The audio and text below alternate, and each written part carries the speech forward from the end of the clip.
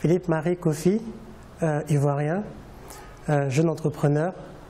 Après avoir travaillé comme trader à Bruxelles, je suis rentré il y a 4 ans pour créer mon entreprise, Madison SARL et Isis.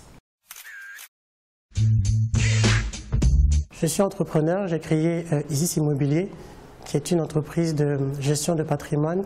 Nous construisons également des maisons et des immeubles. Et Madison SARL, qui est une entreprise qui est dans le loisir essentiellement à travers Madison Square Games, qui est une salle de jeux vidéo à l'intérieur de notre bâtiment. Nous avons aussi 237 Madison Street, qui est un bar lounge, et 2 espaces gastronomiques, un fast-food et un style maquis, tout compris dans le même bâtiment, afin qu'une personne qui rentre à Madison puisse à la fois jouer, s'amuser et manger.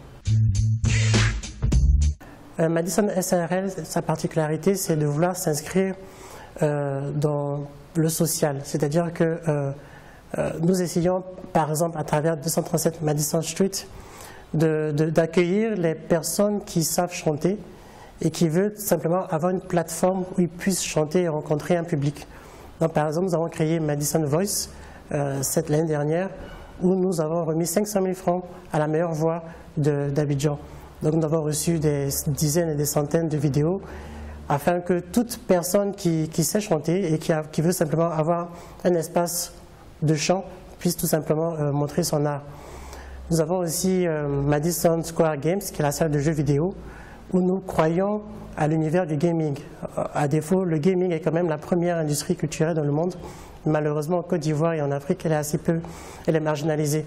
Donc nous avons voulu donner un espace aux gamers, comme on les appelle, de pouvoir non seulement venir jouer régulièrement dans un espace assez confortable, mais surtout de pratiquer leur passion, leur sport. Aujourd'hui, nous parlons plus de e-sport que de passion, parce qu'on a voulu essayer de professionnaliser cet univers, ce marché en fait. Isis Immobilier et Madison sont 2 jeunes structures créées il y a 3 ans. Donc nous pouvons dire que nous sommes dans le early stage. Aujourd'hui, nous sommes dans une phase de croissance. On essaie tant bien que mal d'amortir et d'avoir notre équilibre financier. Mais nous avons foi en ce que nous faisons, nous avons foi à la Côte d'Ivoire. Et donc nous investissons beaucoup. À chaque fois que nous avons une entrée d'argent, nous réinvestissons dans le matériel, nous réinvestissons dans les hommes en embauchant des jeunes. Nous réinvestissons à chaque fois pour être plus ou moins à la pointe de ce que nous pouvons offrir de mieux à nos clients.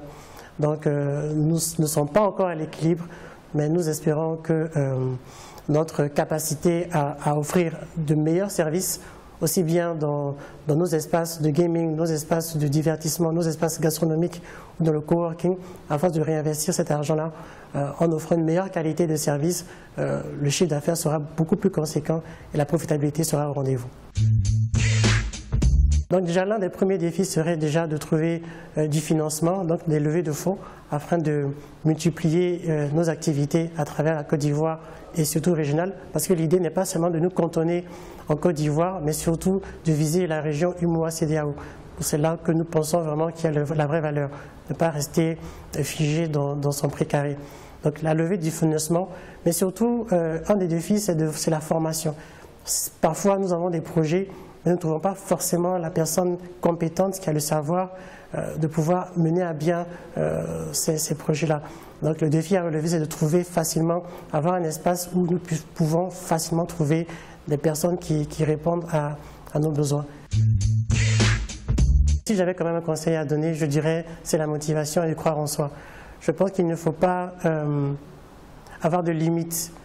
Comme on dit, think bigger, c'est-à-dire imaginer grand, croire grand et lancer le plus haut possible son idée et son projet. Ne pas se limiter à son pays. L'Afrique est un vaste continent avec des particularités qui se ressemblent. Donc il ne faut pas se limiter seulement à la Côte d'Ivoire, au Mali, au Bénin ou bien au Congo, mais viser vraiment la sous-région.